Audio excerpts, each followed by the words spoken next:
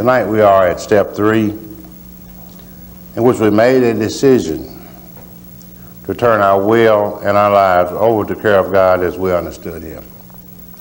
And as we begin the steps,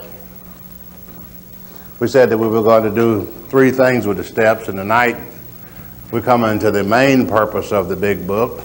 The main purpose of the steps is to show us how to recover. And this is built on the foundation of the first 2 steps. As we begin, and we laid in the first 2 steps, which is the foundation for the recovery program. Tonight, as we begin step 3, we begin the recovery program. Steps 3 through 12 are the recovery process built on the first 2 steps. And as we begin the first step, we said the first step has showed us what is the problem. And we found out this was the foundation of the second step.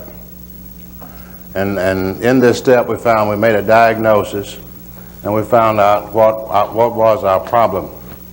We said our problem was twofold. We had a physical problem and we had a mental problem. We had a physical allergy to alcohol, an abnormal reaction to alcohol. And according to Dr. Silkworth says that what is abnormal about our drinking, we are abnormal drinkers. So once we take a drink of alcohol, we experience a craving that is beyond our mental control. And he said this never occurs in the average temperate drinker. And he went on to say there's no way medical science has ever been able to treat this allergy to alcohol. But if we never take the first drink, we will never experience this craving of alcohol. So the only thing is he says entire abstinence. Now if that was the only thing that was our problem, the doctor said the main problem of the alcoholic sinner is in his mind rather than his body. You know, we alcoholics, the fact that we can't drink, he said that would be academic. Really, if we didn't take the first drink anyway. And that's real simple. So the main problem is this obsession of the mind. This obsession, this idea that allows us to take this first drink. This is the crux of the problem, our books. This is right where the point of the problem is. If we never did that, then we would never take the first drink, we would never set off the allergy of the body. So he says over here we become restless and irritable and discontent. And we alcoholics do. We become a lot of things when we don't drink. We get lonely, we get full of fears, and we get full of self-pity. We don't fit in and we don't feel good. And in one of those periods of times while we're feeling that way, our mind remembers. God, I love that. While having this pain, our mind remembers the sense of ease and comfort that would come at once by taking a few drinks of alcohol. And we remember that, and we probably say to ourselves, oh, I can't drink because you know what I did the last time. And then our mind said, but look how bad you feel. Yeah. And then finally, it goes away, and we said, I'm not going to drink this time. And the mind comes, and it comes back stronger. And finally, this obsession makes us reach over and take a few drinks of alcohol. And once we put the alcohol into our system, the phenomenal craving begins, and we go through the well-known spree. We emerge off with a firm resolution not to drink again. The doctor said this is repeated over and over again. The mind triggering the body, and the body in reverse triggering the mind. Unless this person can experience an entire psychic change, there is little hope for his recovery. He leaves the body and goes to the mind. So we see that the problem is because of the physical allergy, we can't drink alcohol safely. Because of the mental obsession, we can't quit drinking. So these 2 things make us powerless over alcohol. Powerless over alcohol in that one area. Now it's obvious if we have this dual problem, the physical allergy and the mental obsession, that of the 2, since there's no way to treat the allergy, the solution must lie within the mind. And The second step, the solution to this problem, can be determined by looking at the first step. You know, if the problem is powerless, the solution would have to be power. And since this power can't work in the body, it would have to work in the mind. Therefore, came to believe that a power greater than ourselves could restore us to sanity. If a power greater than ourselves could remove this obsession, we could easily control our desire for alcohol, this psychic change. So the second step talks about a possible solution, and we fed to this power last week as we talked about the second. There's power that lies in the fellowship of Alcoholics Anonymous. And the fellowship is a support group. It's very therapeutic for the person who is in the grips of alcoholism to associate with other people who have recovered. And in this fellowship, he will find some strength and some support. But then he says the real recovery is in the vital spiritual experience, which produces a personality change sufficient to recover from alcoholism. So if we have these first two steps, the foundation for recovery, then we have laid the foundation for recovery. Or how do we find that power? And that's what we come to the main purpose of our book, how it works into action and working with others. These chapters contain the 10-step plan of recovery. And he says, you know, if we have these, we can now make a decision. And a decision means to gather facts. And if you have taken the first two steps as the book outlines, this point, then you have fact one, that you are powerless, and fact two, that there is a power, and you have a decision. Decision means to choose a fact, choose one of the facts to act upon, or choose a course of action based on fact. And it says we stand at the turning point. Turning point. You know, I didn't quite understand this when I had a lot of problems with this step when I come to it, like every new person in Alcoholics Anonymous. And it says I read it kind of fast. It said we made a decision to turn our will and our life over to God, and I heard it say, turn your will and your life over to God. And I didn't like that too well. Didn't know much about God. But I had heard, I go somewhere, a minister somewhere in the church said God had us in his hand. And I know how I had been performing. And I figured he was just going to look down any minute and see me and zap me. But I had a lot of problems with that, turning my life over to God. See, I misread it. It didn't say made a decision. It said turn your life over to God. And I was real hung up on that. In fact, I always had a great problem with that in the early days of this program.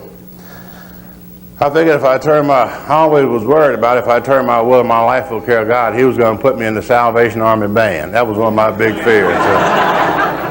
I don't know, everybody else has this problem, but I just knew he was going to put me in the Salvation Army band. And I've been real interested in those bands. If I've seen them different places across the country, I'm always interested in the Salvation Army band.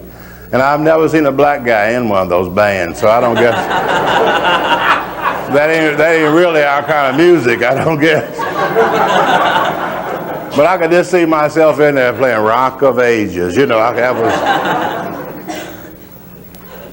But as we approach this step, and really each step is based on the information in the preceding steps. See, the way we've seen that power was our answer was in powerless in the first step.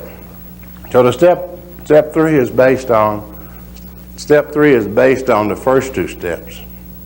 It says, you know, over and over, you know, we have two alternatives: to continue as we are, insanity or death, our life on a spiritual basis. You know, the alcoholic has two choices.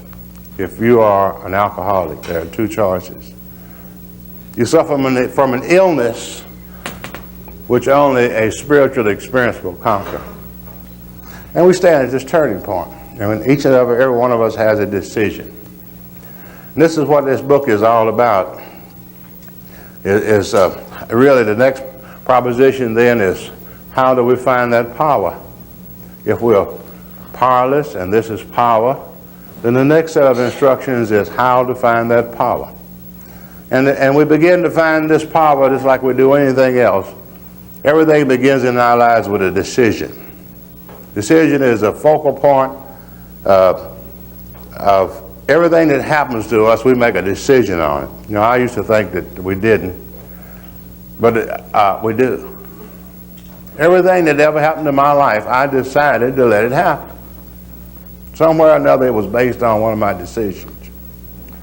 I thought things just happened accidentally, but I was involved with them.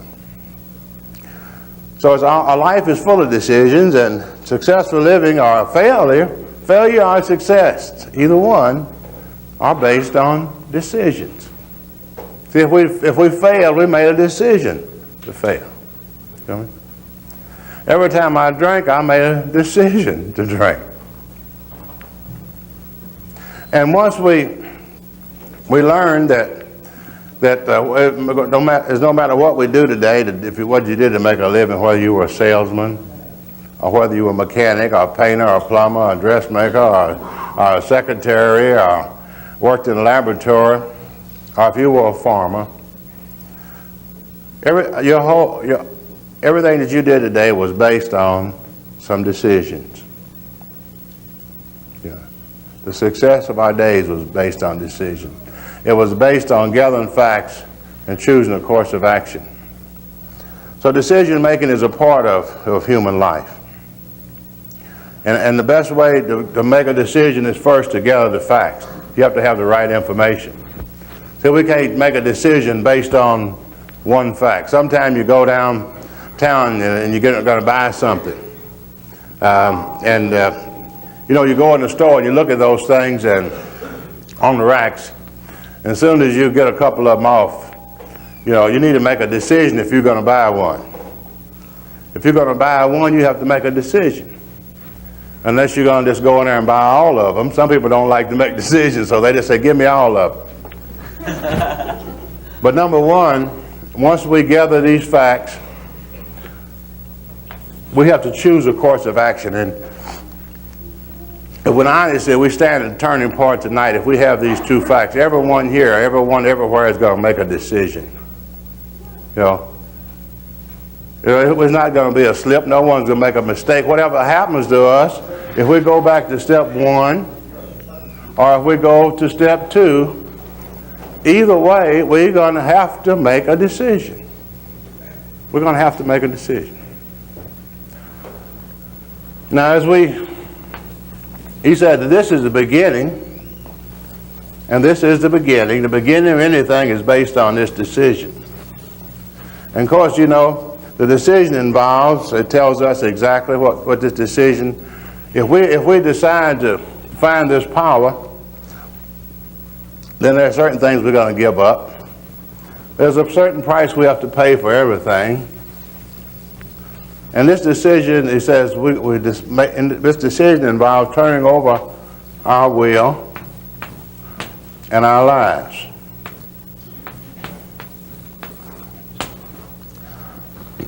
And you know, this is a pretty tough issue. You know, in order for the alcoholic to recover from alcoholism, he's got to give up two of the greatest things that's the nearest and dearest to him. First thing, he's got to give up booze. And the next thing, he's got to give up self-will. These are it really costs you something to get sober. The two greatest, closest things to his life. So, but we're just going to make this decision, and this is the price that we're going to have to pay. And we stand at the turning point, and we got two alternatives. Really, this program is nice in the way it does this. It gives you step one, and then it gives you step two, and then it says, You can choose which one you want. So that's just about like having a bad toothache, you know. You got to go to the dentist. You don't have too much choice. You know, you don't like to go to the dentist, but when the tooth gets hurting, you have to choose between the dentist and the toothache. And that ain't much of a choice. So we stand at the turning point and we choose, and our decision is based on these two things. And I think this is one thing that's very difficult for us to understand is this thing called self, or this thing called will. You know, we people, he says we alcoholics, our self-will run riot. So, no, there's anything wrong with self-will. Let's get this straight. Self-will is God-given. It's a covenant with man. You know, God, when God created this earth, he gave man, he said, you are the highest form of life, and I'm going to give you ability of self-directions. I'm going to give you ability to think and reason, and you actually have the capacity, because I want you to be dominant over the rest of the animals and control the world. So I'm going to give you these things. But he also, you know, he says if sometime in doing your life or sometime in your life experiences that this causes you problems, I will. You can turn it back over to me. But it's a covenant. I have given it to you, and you can do what you want to do with it. And that's man's greatest blessing from God, or could we say curse, whichever way we look at it. You know, we look at the birds of the air and the beasts of the field. They are all God-directed animals, totally. You know, they don't have this ability to reason. They don't have the ability to think. They really can't do what they want to do. I look at a bird sometimes as it's flying through the air and it turns, and I realize it's so beautiful, but it is God-directed. You know, we see the birds that can fly from here to South America, 1,000, 6,000, 7,000 miles away, and stay there for a few months and turn around and fly back here. And they are dumb animals, but they have a way that they can be God directed. We just wondered how they can do that. See, but there's no way that you could get 5,000 men to do that, because each of those men has his own intelligence and reasoning. Each of them have self-will. Before they got to Benton, they'd be arguing with each other. This ain't the damn way. You know what I mean? So they wouldn't get 20 miles down the road, then self would be, each one of them, you know, would break up the whole thing. But these birds don't have that. They are dumb animals. So God gave us self-will, and self-will is necessary and useful in the human life. But our book says that no man will ever be successful totally off of self-will. No man, not alcoholics or anybody else. You know, we are trying to be a self-directed person in a God-directed world. This is a God-directed world regardless of what we say. So how do we want out? We got a price to pay. So we make a decision to this covenant that God gave us self-will. We have run it in the ground. We own alcohol, we own drugs, we in trouble with our lives. What is the price out? The price out is to give that up. You know, that's self-directed. Really the worst thing, and the things that have been the most damaging to our lives, we ask to give up for the things that success. You know, but God gave us this self-will back in the beginning of time. And we go back to will, and will is our inner directions, our thinking. We have self-thinking.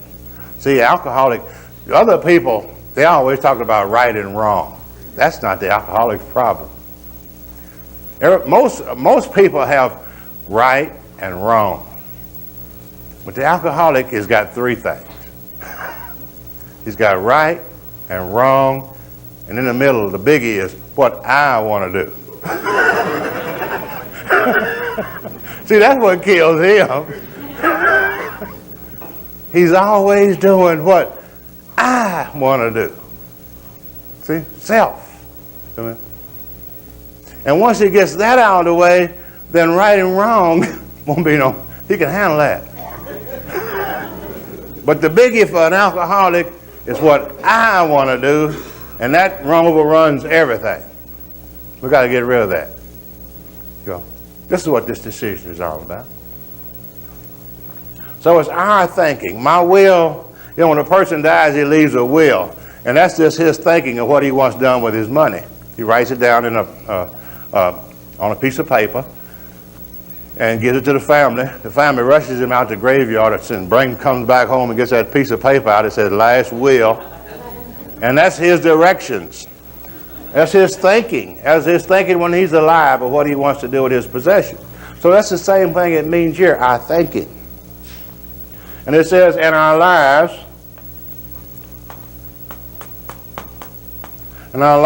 is simply my life tonight and your life today is simply a sum total of the actions we have taken. So our lives is our actions. So we make a decision to turn our thinking and our actions. These are the two specific things. These are the things that are causing it. This is the root of our troubles. And this all began back in the beginning of time, as God made all, they say he put this thing together pretty good in a few days. And he decided he wanted some folks on here, so he made man, and he made man, then he decided that wasn't good enough and made woman. So, I guess that's when the trouble started, but they were all, this was a whole brand new ball game, see? Brand new creation, brand new world. There wasn't any pollution or anything yet, and no great social problems, and it was just peaceful. You know what I mean? We talk about the garden. I call it Serenity Park. It was just much like a big AA meeting, just nice. No resentments. Just everybody having a good time. And here's Adam and Eve in Serenity Park. And all the other animals as God directed, and there wasn't any other folks around but them. See? And not any other people around. I'm sure that they kind of fit in with the other animals. And since God directed these other animals, Adam and Eve became a part of that, kind of let God direct them. And fit in, and God cared for them. He fed them, directed them, controlled them. They had no problems whatsoever. It was the best it's ever been here. And the little old snake come along one day and he said, "Hey Eve, you got self-will." He said, "What's that?" He said, "You're different from us." He said, "You're a man and woman. So y'all have self-will. Y'all are the highest form of animals. Y'all don't have to be doing like us." He said, "Y'all can do what y'all want to do." He said, "We can." See? I said, "There's that apple. Why don't you eat it?" He said, "God said we couldn't eat it." I told you could do what you want to do. We can't. So she went over and told Adam, and they ate the apple. God come by, and I guess he was shocked. It was the first time this ever happened,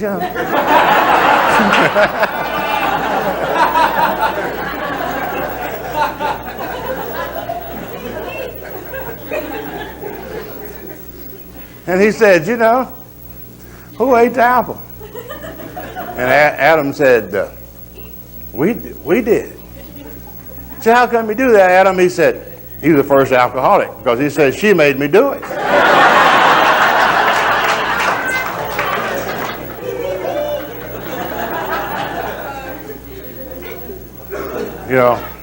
I believe Eve was the first compulsive overeater too, because and from then on, they expressed this thing. But we do have self-will.